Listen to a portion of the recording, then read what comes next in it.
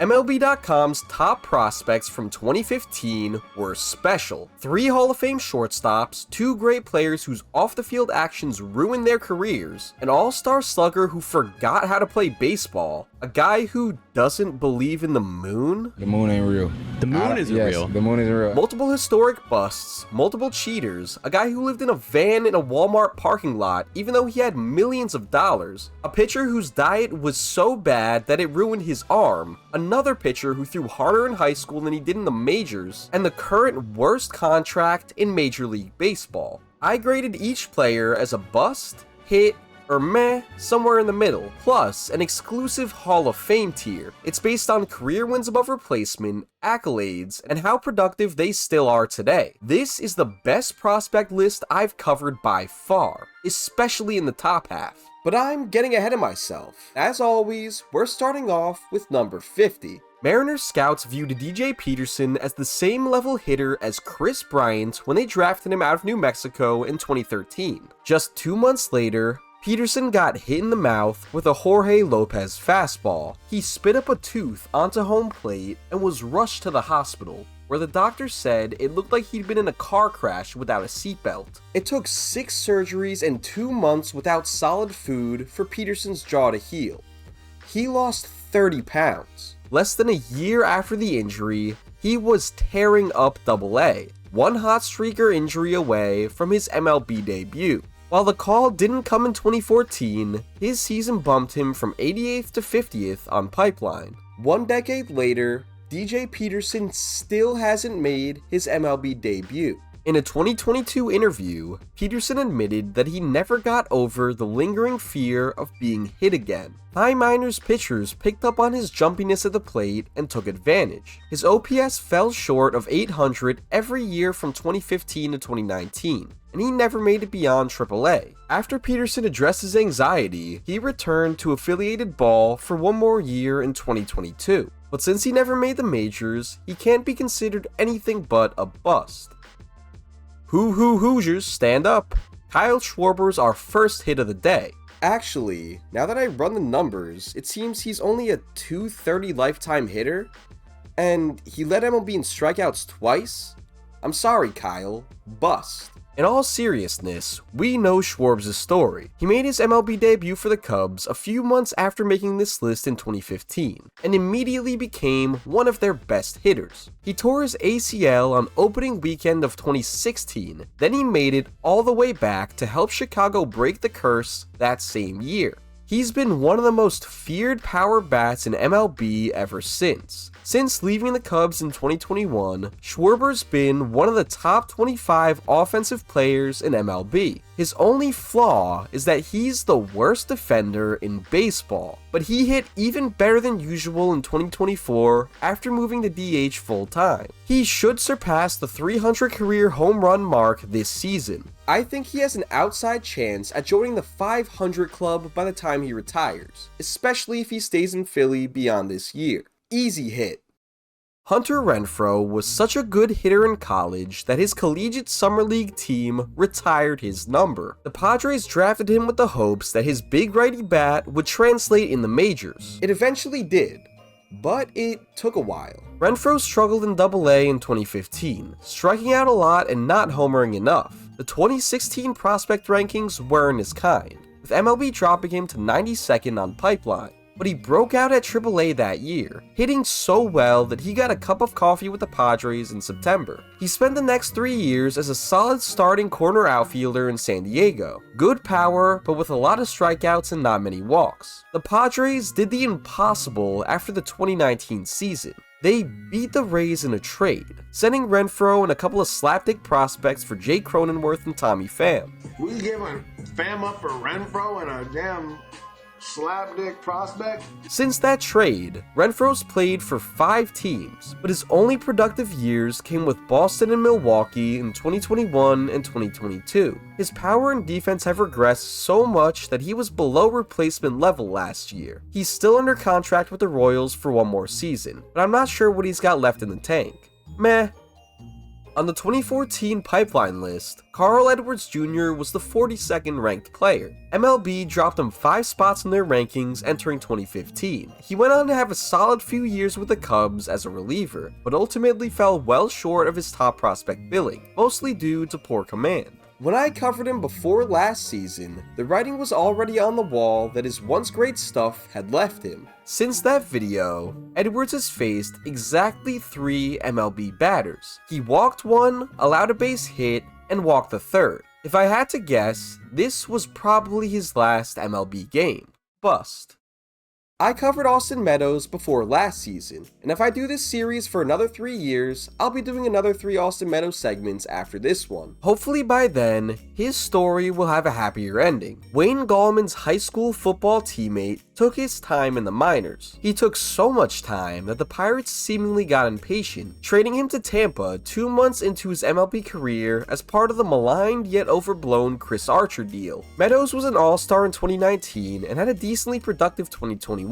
Then, Tampa traded him to the Tigers. Since then, Meadows has only played 42 MLB games, missing most of 2022 and 2023 battling anxiety. The Tigers non-tendered him after 2023, and there hasn't been any news about him playing ball since then. I hope his time away from the field has helped him recover with whatever he's been dealing with mentally. While Meadows didn't have the most productive career, I can't call someone who put up a 140 OPS plus 4 WAR season a bust.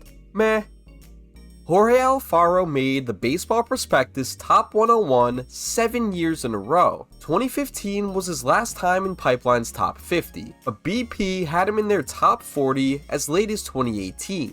In retrospect, this may not make much sense, but his prospect profile was intriguing. Alfaro was an advanced defensive catching prospect from a young age, with his hallmark monster arm and elite raw power. The main problem is that his bat didn't translate against MLB pitching. The secondary problem was that his defense didn't really develop outside of his arm. If he was above average at either of those 2 things, that would have been enough to start for at least a few more years at this level. A 34% career strikeout rate and below average defense outside of 2018 left him jobless in 2024. The Brewers invited him to spring training this year, probably just for an extra veteran presence to travel with the young guys on split squads. I'd be pretty shocked if he actually made the team. Bust.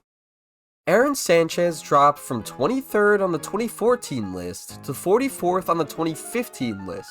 Nobody else in the top 50 fell that far. I'm not sure why Pipeline dropped him, considering BP and Baseball America both moved him up a few spots on their respective lists. After all, Sanchez made his MLB debut and was excellent out of the bullpen for Toronto in 2014. In the short term, Pipeline looked pretty dumb, as Sanchez had a legit Cy Young candidacy in 2016 at just 23 years old. Frequent blisters handicapped him across the next 3 years. He was traded to the Astros midway through 2019, and a shoulder capsule tear ended his season early. He's only thrown 95 1/3 innings since that season, and the last time he was healthy, he wasn't productive. The Jays brought him back on a minors deal in 2024, but he was released before sniffing the major league roster. Sanchez would be a bust if it wasn't for his excellent 2016.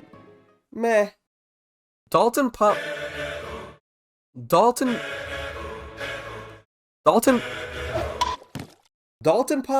was drafted as a Canadian high schooler back in 2010. It took him years to work through the low minors, but in 2014, he shot all the way from high A to the majors. His tools were never crazy, but his center field defense and his speed were expected to give him a high floor. 2015 was nearly the opposite of his 2014. Pompey started the year as the Jays center fielder. He struggled, got demoted to AAA, struggled there, then got demoted to AA. He returned to the majors as a pinch runner in September, stealing 4 bases in the postseason. Pompey only got 13 MLB plate appearances after that year. He last played affiliated ball with the Angels system in 2021. As of today, he's a police officer. Bust.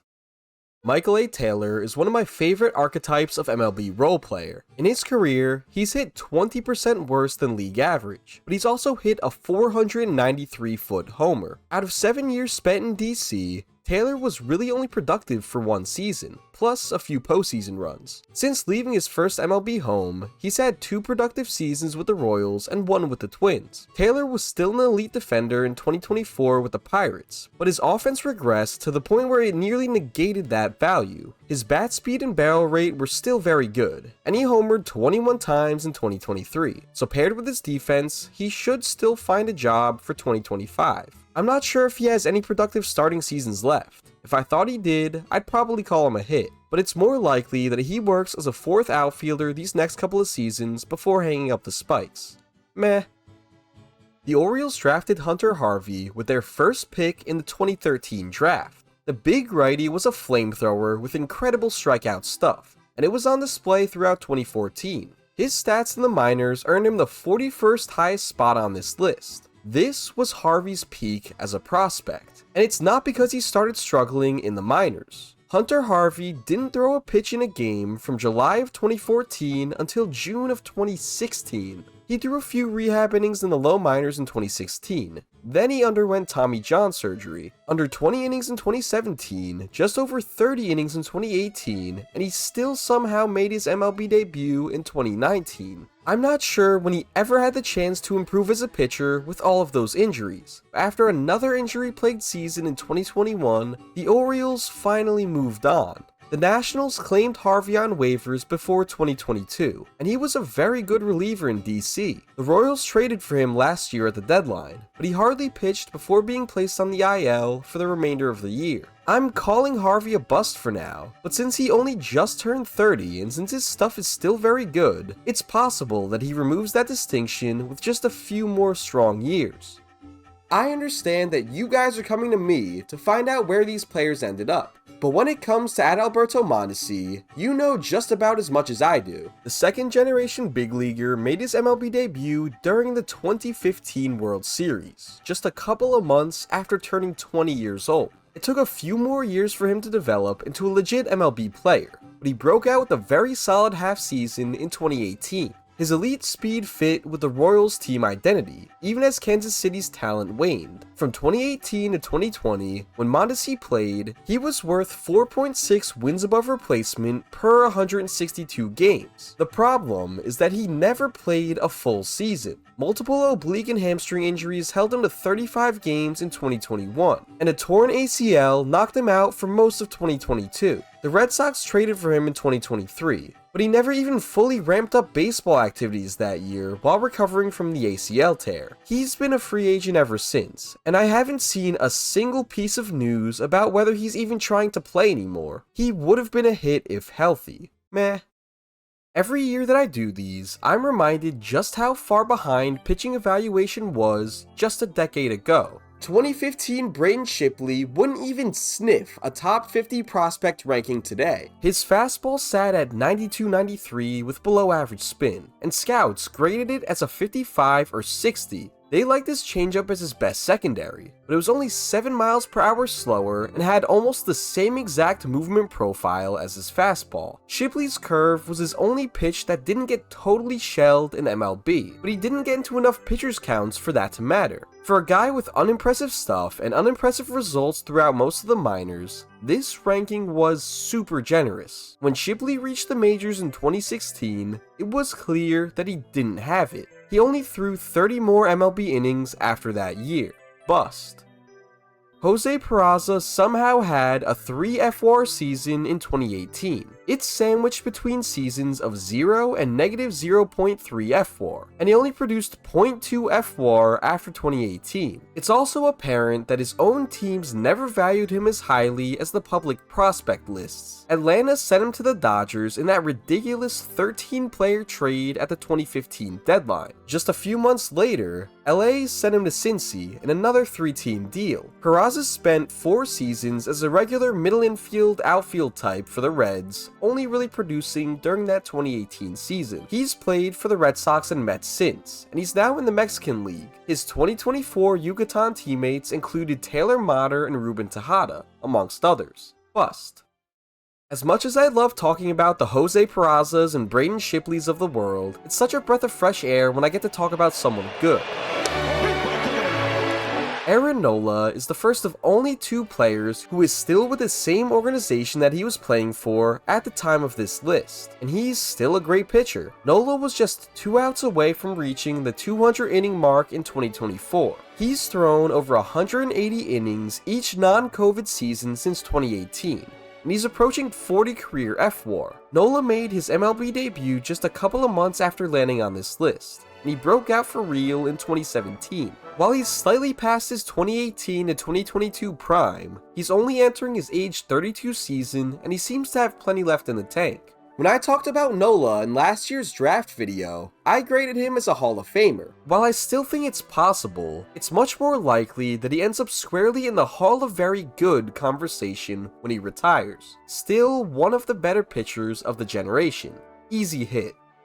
I understand that Nola isn't some fireballer with insane stuff, so I get why you might think it's unfair for me to attack the list for putting so many low 90 starters on here, but the fact is that MLB hitters crush 92 in most cases. Cole Stewart falls into most cases. He put up a 2.59 ERA in A-ball in 2014, at just 19 years old, so I get why Pipeline liked him so much. But 6 strikeouts per 9 at that level does not move me in the slightest. For context, Nola struck out 8.6 batters per 9 at high A in 2014. It seemed like the scouts agreed with me in the following years, as Stewart dropped off all the top 100s despite having good ERAs in 2015 and 2016. He debuted with the Twins in 2018 despite never conquering AAA, and he mostly struggled in his major league career with Minnesota and the Cubs. He hasn't pitched in affiliated ball since 2021 due to injury, and his career is probably finished. It's a strikeout league, and strike batters out, Stewart could not. Bust. Eddie Butler and Cole Stewart might as well be the same player. Butler was a collegiate draft pick, and he was striking out just 5 batters per 9 in AA at age 23, so his ranking makes even less sense. For some reason, he got to throw quite a few innings at the major league level. I'm not sure what teams thought they'd get out of him, but his strikeout rate was only 3 points above his walk rate for his career. He went on to get shelled in the KBO and independent ball, last playing in 2023. Butler's another guy who probably knew how to pitch, but simply didn't have the talent necessary to get outs at the highest level. Bust. Josh Bell is the epitome of 1 step forward, 1 step back on the diamond. He was on top prospect lists from 2012 to 2017, and he started all but 3 games during his rookie 2017 season, producing an 800 OPS. He can hit, but he hasn't always hit well enough to overcome negative defense and base running values. Bell broke out with a 135 WRC plus in 2019, then he struggled mightily in 2020. He was excellent for the next year and a half in DC. Then he hit just 3 homers in 53 games after the Padres traded for him at the 2022 deadline. He's had a ton of seasons with stark contrast between his first and second halves. 2023, he was below average with Cleveland, then above average after being traded to Miami. In 2024, he struggled with Miami, then he hit pretty well in Arizona. If Bell consistently hit to his potential for his full career, he'd be a hit. But with how streaky he's been and how cloudy his future is, I can't put him above meh. Hopefully his return to the Nationals brings the best out of him once again. What is the wildest take that you wholeheartedly believe in? The moon ain't real. The moon isn't real? The moon isn't real, and I don't have time to explain all of that. Nick Gordon is an odd fellow and an odd ball player. He's D's younger brother, but doesn't really play anything like the all-speed and defense second baseman. After taking forever to work his way through the minors, the younger Gordon broke out with a solid 2022.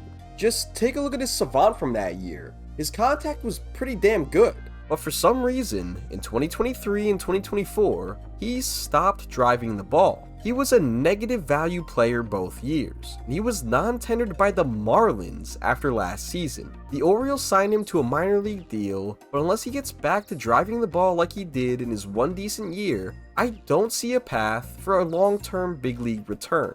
Bust.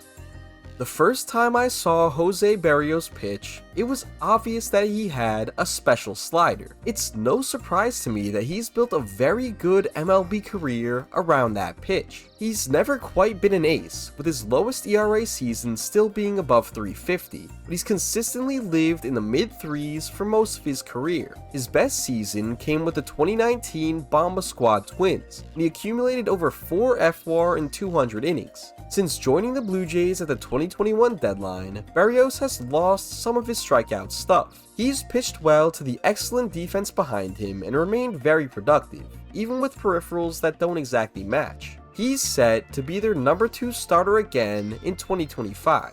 Hit. Jameson Taillon ranked as high as 8th on Pipeline's Top 100 way back in 2012. He got comps to Josh Beckett and Steven Strasburg as a high schooler, but even though he progressed very quickly throughout the minors up to 2013, Taillon missed all of 2014 with Tommy John, which dropped him to 31st on Pipeline in 2015. Then, he missed all of 2015 with a hernia. Despite his 2 full seasons off the mound, he made his MLB debut in 2016, and he was already a good pitcher. But 2017 brought about another setback: testicular cancer. Taillon handled cancer in about a month flat, and then returned to the mound because he's just kind of a badass. Another UCL surgery kept him out for most of 2019 and all of 2020. Then, he had to play in front of Yankees fans for 2 full years. Nothing's ever been easy for JMO. He signed with the Cubs prior to 2023, and he really struggled that year, which is why I listed him as a meh on last year's ranking. I wasn't sure he'd ever be productive again, but I should have trusted the man who's been through it all to find a way back. Taillon had an exceptional 2024. He's pitching to contact with the elite Cubs defense behind him, and he should remain productive these next 2 years in the north side of Chicago. Awesome dude, great player. Hit.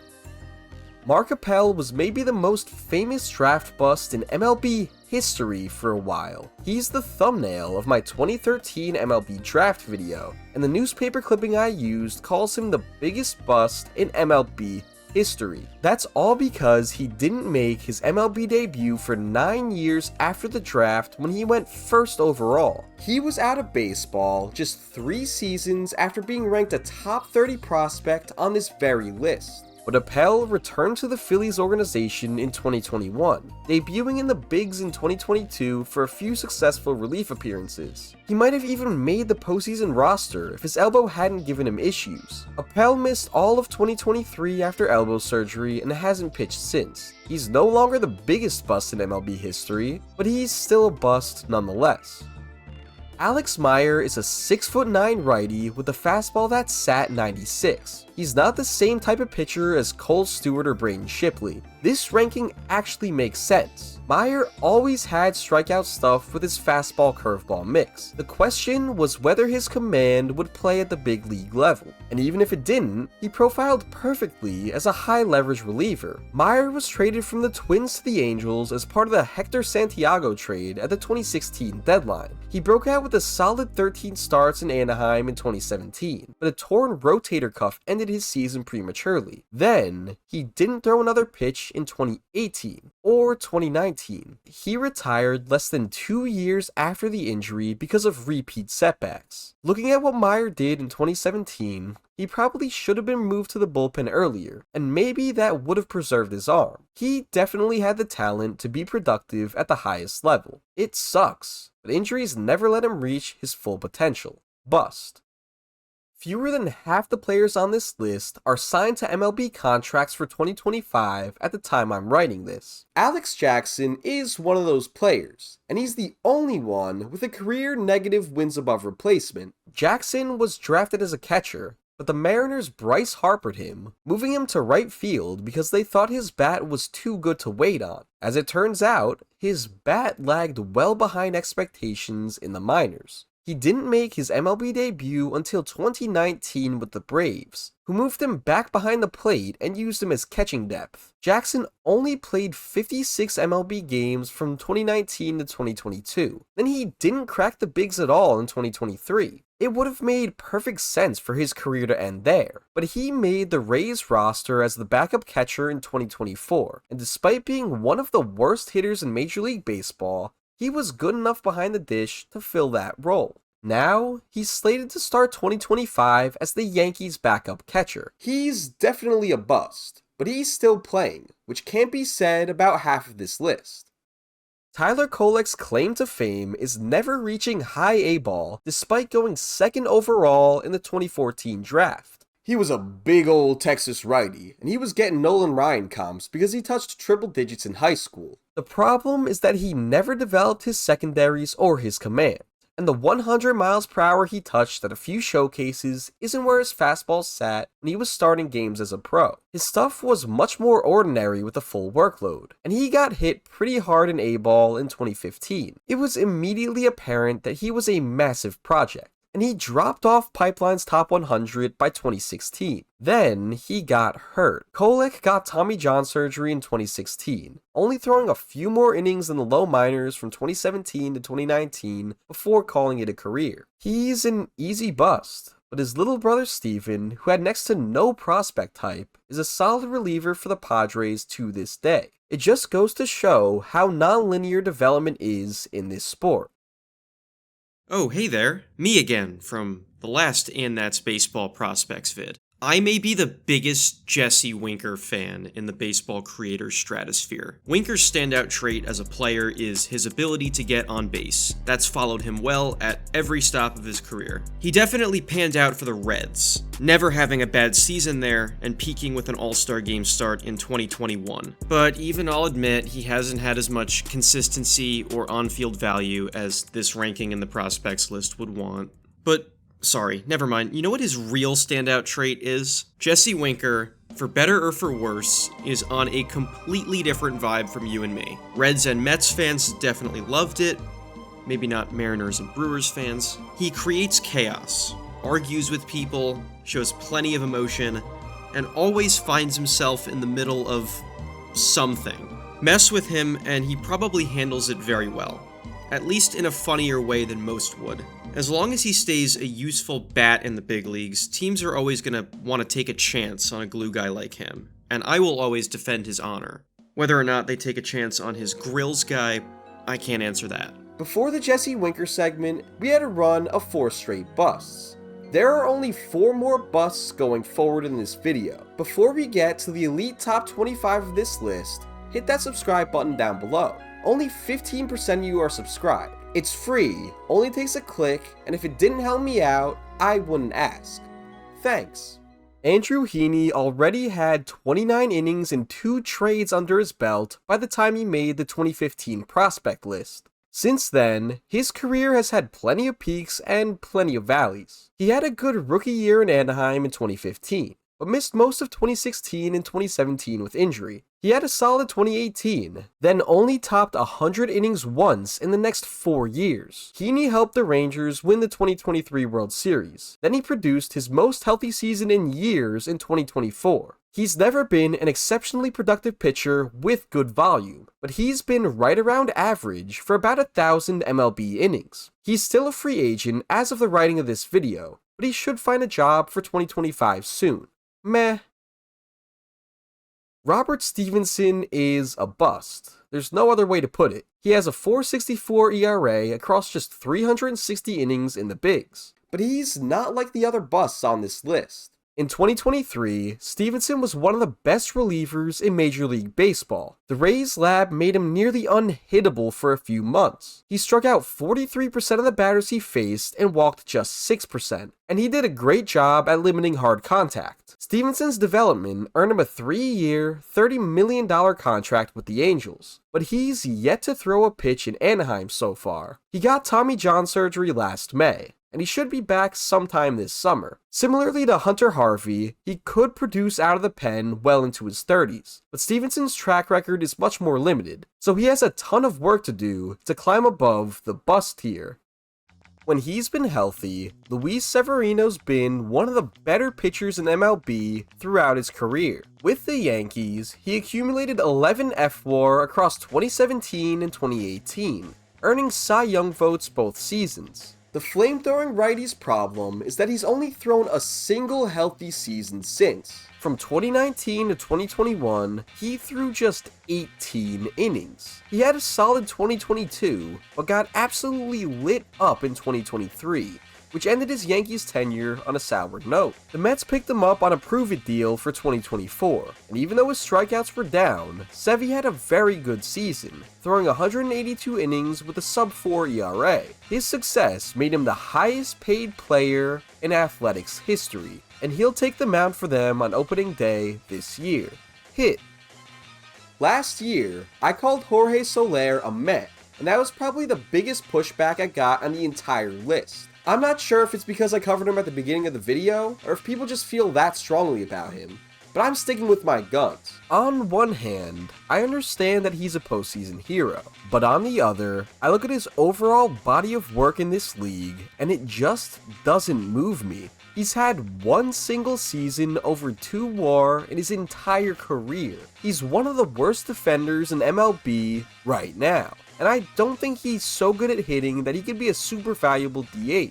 Soler played just 326 innings in the field last year, and he cost his team 7 runs on defense. There's a reason why the Braves salary dumped him without a second thought despite his 135 WRC+ after the trade. Soler will be an above average hitter for the Angels in 2025, but if they're playing him in the outfield, he will not produce much above replacement level. Meh. This is not the last we'll see of J.P. Crawford on these lists. The lefty swinging shortstop landed on Pipeline's top 10 in both 2016 and 2017. He debuted with the Phillies in 2017, but he didn't produce much at the big league level through 2018. They traded him for Gene Segura entering 2019, presumably because they didn't think he was ready to help a win-now team win now. They were somewhat right to be skeptical, as Crawford's bat didn't come around for a few more years. But in the long run, this trade looks horrible. Crawford broke out in a big way in 2023, putting up a 136 WRC+ and 5 WAR while leading the American League in walks. He missed some time in 2024, and his bat took a step back. But he's one of the most disciplined hitters in baseball who has shown the ability to pull fly balls at a high level. 2023 may be the exception to the rule, but if he finds a sweet spot between that offensive production and what he's done in the other years this decade, he'll continue to be productive as he enters his 30s. Hit. I've covered Dylan Bundy on this channel multiple times now, and I can't overstate just how talented he was coming out of high school. He was living in the triple digits as a teenager, and he made his MLB debut at just 19 years old. His problem was health. Bundy got Tommy John surgery and only threw 63 minor league innings from 2013 to 2015. When he returned in 2016, his fastball sat in the mid-90s. By 2018, it was in the low 90s. Bundy had a few effective seasons with Baltimore and a good 2020 with the Angels, but he spent most of his major league career pitching with worse stuff than he had in high school. Stories have resurfaced about how his manager used him in high school, once throwing upwards of 180 pitches in a day to stay alive in the state tournament doubleheader. Of course, Bundy didn't want to let the boys down, but letting him go out there and push himself like that is probably why his arm was in such bad shape as a pro. He retired last year when trips to Driveline couldn't get his fastball back into the 90s. He's selling real estate now, a potential Hall of Fame talent with a meh career. It's pretty sad. Henry Owens is another guy who sat 90 with his fastball and got above average fastball grades as a prospect. He had very good strikeout numbers in the minors thanks to a good changeup, but once he got to MLB in 2015, he got hit pretty hard. I think he could have worked in the majors with better command, since he got a ton of whiffs with his changeup, but the improvement never came. In fact, his command fell off a cliff in 2016. I'm not sure what happened that year. As an outsider, I look at that and I see the yips. He spent all of 2017 back in the minors, walking over 8 batters per 9. The Red Sox released him, and he bounced around indie ball after one more year in affiliated baseball with the Diamondbacks. Owens retired in 2022 without making it back to the majors. Bust.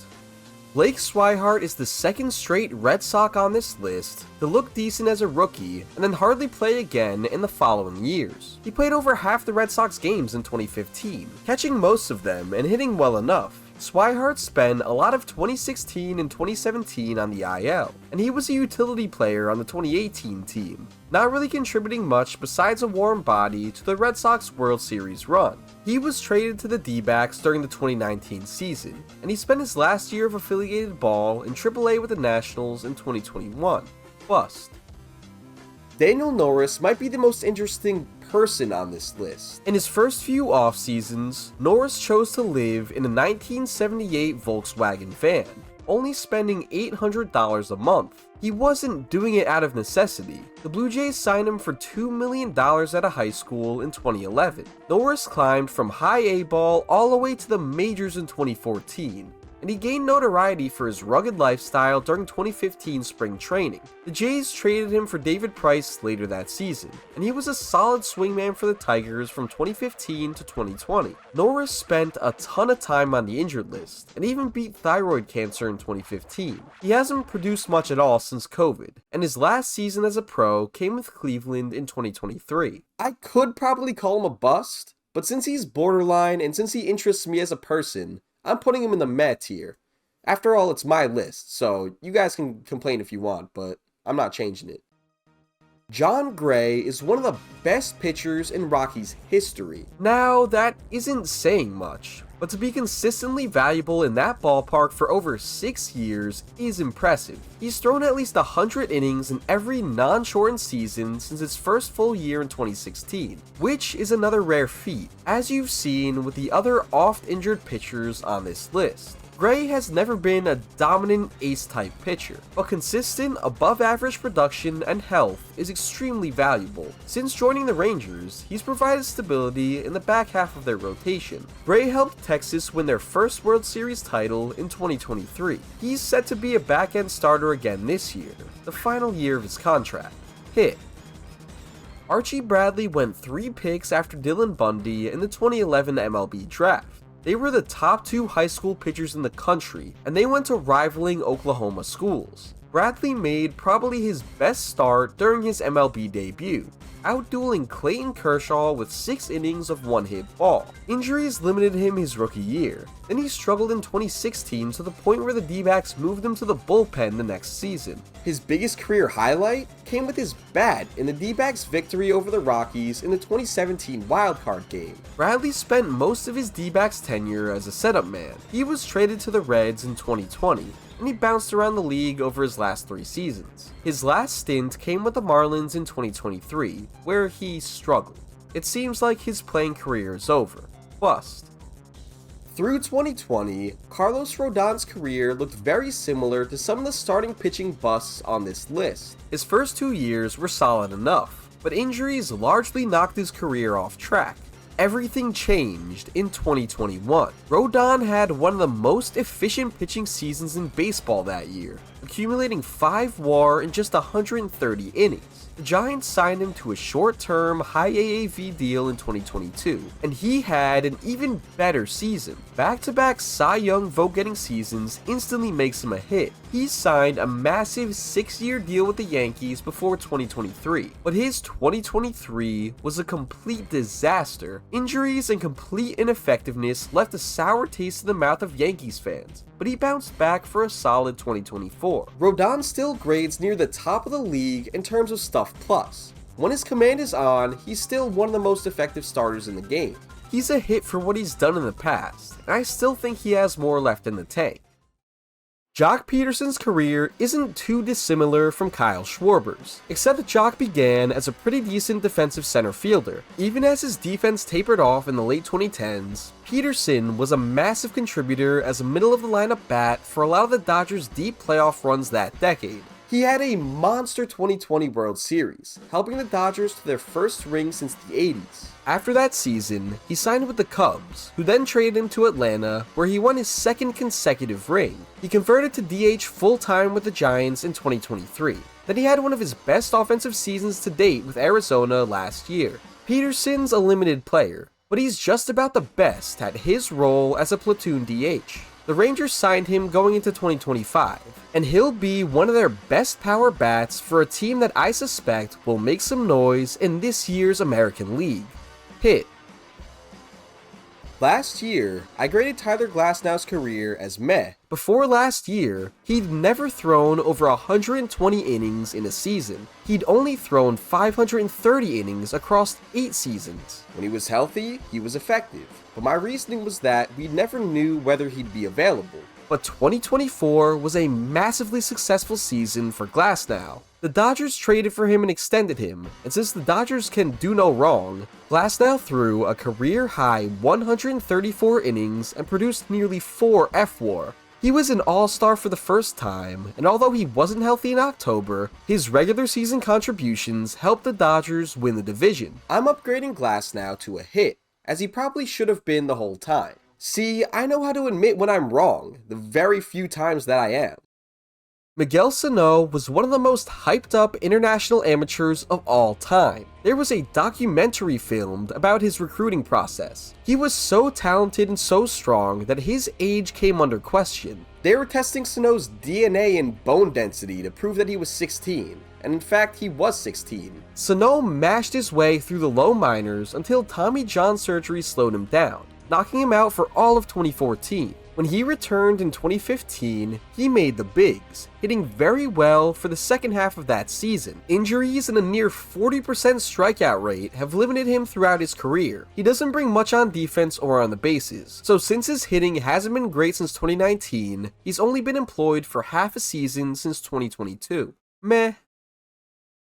Within just a few months of making this list, Noah Syndergaard was one of the most popular pitchers in all of MLB. The Thor nickname, the fantastic rookie production, and the elite postseason run defined him as a young Mets legend. Syndergaard was great for the remainder of the decade outside of an injury-plagued 2017. I can't overstate just how good he was in that era. He was probably a top 10 or 15 starting pitcher in MLB, but everything fell apart starting in 2020. Thor underwent Tommy John surgery, and he's since lost his elite velocity. He played for 4 teams across 2022 and 2023, even starting a World Series game for the Phillies, but he didn't sign with the team in 2024. He claims he's in good shape now, and he's looking for work for 2025, but it would take an unprecedented bounce back in terms of velo to find what he had once upon a time. Syndergaard's prime is enough to make him an easy hit, even if he's disappointed into his 30s. He's also a cautious tale about the dangers of the carnivore diet. Joey Gallo is one of those players whose name is likely to elicit a visceral reaction from most MLB fans. Whether it's a positive or negative reaction, well, that depends on a few factors. First of all, how old are you? Second of all, how do you feel about analytics? And third of all, are you a fan of the New York Yankees? If you're a 40-year-old Yankees fan who hates analytics, Joey Gallo might as well be Satan himself. As a 23-year-old who loves analytics, I still hold a special place in my heart for Joey Gallo, despite how bad he was with my Yankees. Gallo jumped 83 spots on Pipeline in one season, the biggest leap on this list by far. He smashed 40 homers in 2013, then 42 in 2014, both in under 130 games and both before turning 21. Raw power, a good eye, and a big arm at the hot corner gave him an immense ceiling and a decent floor. He got some MLB run in 2015 and 2016, striking out nearly half of his 153 plate appearances, but he finally broke out in 2017. Gallo was a very good player for Texas until the trade deadline of 2021, when they shipped him off to the Yankees. Now a Gold Glove caliber outfielder, he accumulated nearly 4 F-WAR with Texas in 2021 before the trade. Yankee Stadium should have been the perfect park for him. I'm not sure what switch flipped within Gallo once he got to the Bronx, but his strikeout rate climbed 6 points, his walk rate fell 3 points, and he hit for less power. Every single uncle in the tri-state area proclaimed, "I told you so," when Joey Gallo floundered with the Yankees. The narrative became that Gallo couldn't succeed while being drowned out by boos every time he stepped up to the plate in New York. Swing and a miss. He goes down on strikes. But since leaving the Yankees, he's been just as bad, if not even worse. Not only has his strikeout rate sat around 40%, he's also hit for less and less power. His max exit velo landed in the top 5% of MLB hitters for most of his seasons with Texas, but he hasn't hit a ball 115 miles per hour since 2021, and he didn't even hit one over 110 last year. It's been a pretty shocking downturn, considering how great he looked before that trade to New York. Meh.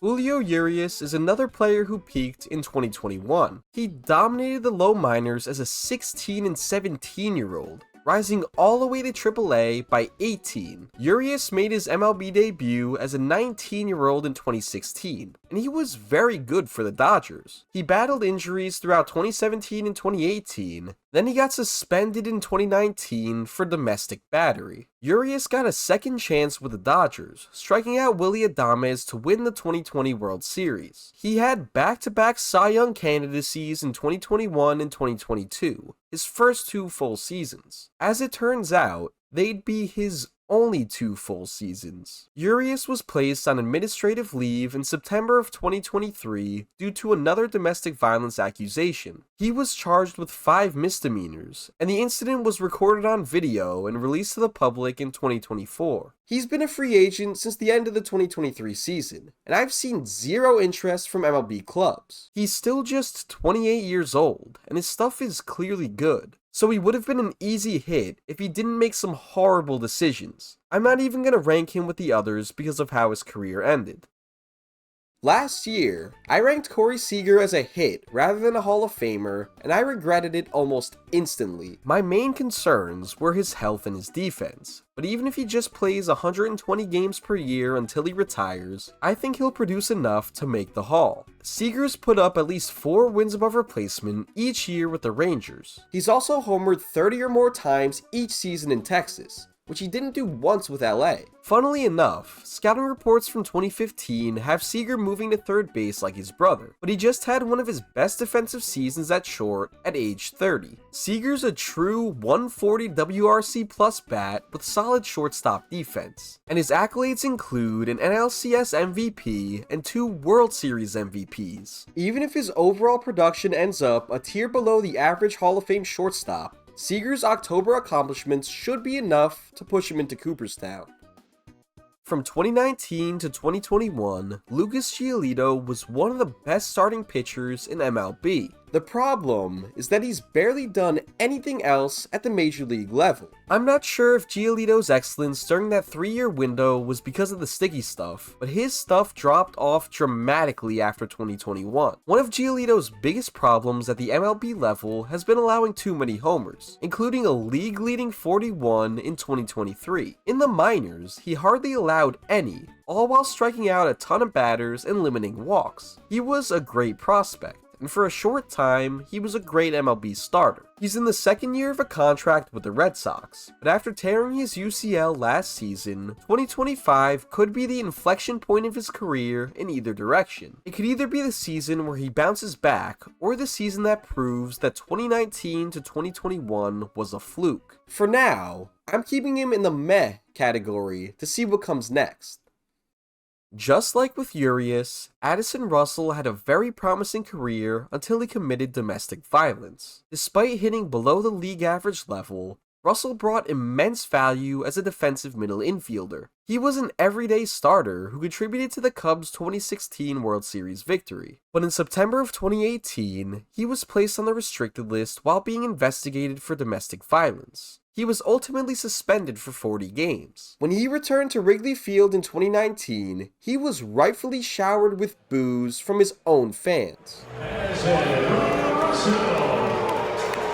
The Cubs non-tendered him after 2019, and he's spent his career in Mexico and Korea ever since. I don't think he'll play another MLB game. Just like with Urias, I'm not ranking him with the others.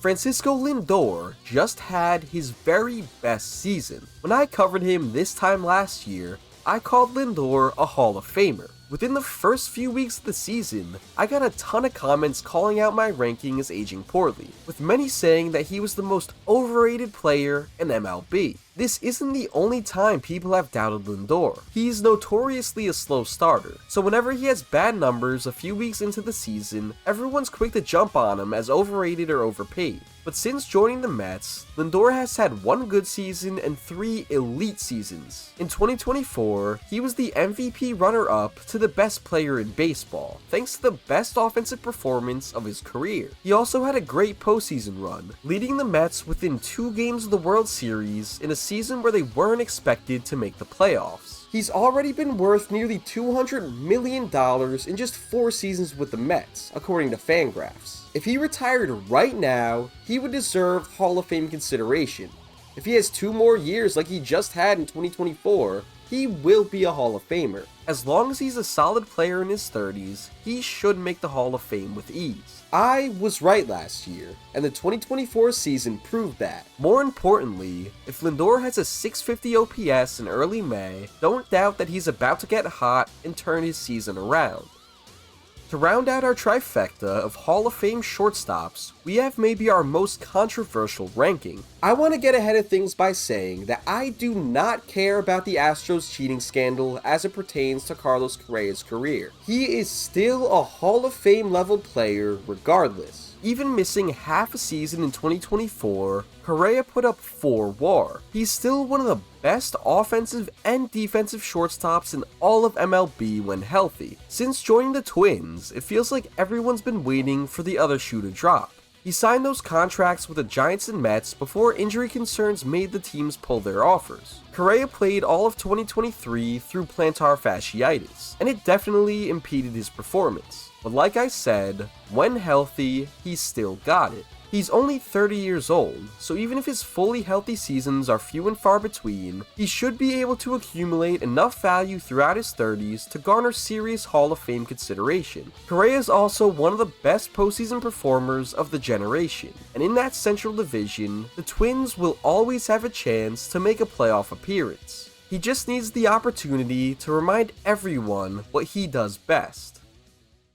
While Correa, Lindor, and Seager are still having some of their best seasons, Kris Bryant might be the worst contract in all of Major League Baseball. He's been worth negative wins above replacement with the Rockies, he's now well below average with his bat, and he no longer brings much in terms of defense. But that doesn't take away from just how incredible Bryant was in his prime. With the Cubs, and for that matter the Giants, Kris Bryant was one of the best hitters in all of MLB. He won Rookie of the Year and MVP in his first 2 seasons, and in that MVP season, he led the Cubs to that curse-breaking World Series that I've talked about so much already. At that moment, his legacy in MLB and in Chicago was already greatness. Bryant was a true 5-tool player in his prime. He had near 40 homer power, hit nearly 300, excellent walk rates, and greatly cut his strikeout rate after his rookie year. He did all of that with the bat while playing good defense at both third base and the outfield and running the bases well. I cannot overstate just how good he was at hitting in his first 3 seasons. He was still good for the remainder of his time with the Cubs, and then he was great with the Giants after the 2021 deadline. Now that his play has regressed in every way, Bryant's career has been split into 2 distinct segments. Had he kept up his elite play with the Rockies, he could have been a Hall of Famer, but he hasn't, so he's just a really good hit rather than a Hall of Famer, and that's okay. Byron Buxton's prospect hype felt like it lasted forever. It's easy for an outsider to look at Buxton's career as a disappointment. He took years to develop into a good MLB player after half a decade of insane prospect hype. And since becoming a major leaguer, he's literally only played 1 fullish season, in which he still missed over 20 games. Fans remember 2023, when he didn't play a single game of defense to preserve his body. It resulted in him hitting poorly and then still missing about half the games. But honestly, none of that even matters because he's so damn good when he's healthy. Byron Buxton has every single tool in the books. He's an elite center field defender who can hit 40% above league average and crush homers. He's in the top 5% of sprint speed every year. He's so damn good that he's accumulated over 20 wins above replacement despite playing under 5 seasons worth of games. And he's still so good that the Twins wouldn't dare trade him. even though he only plays about half the time. Buxton exemplifies both the raw potential and extreme fragility that make us human. He's everything that we love about sports, but he also represents the unavoidable tragedy that we're helpless to prevent. Byron Buxton will always be a what if. There's simply no way around that. But as things stand, he's still an easy hit, and he still has a lot of incredible baseball left to play. Out of the top 25 prospects on this list, we have 3 Hall of Famers, 9 more hits, a few close call mess, 2 guys who would have been hits if they weren't domestic abusers, and only 4 busts. MLB.com did an excellent job with this class overall. Let me know your thoughts on this list. If you have a favorite underrated player that you think I overlooked, leave a comment down below. Shout out to my channel members Misty, Zach, Adam, Epic Gamer, and Vikram, who got to watch this video early. If you want to support this channel for a few bucks a month, hit that join button down below. You get early access, a shout out at the end of each video, and access to behind the scenes spreadsheets that go into all the data that makes up these videos. And of course, thanks for watching. I'll see you in the next one.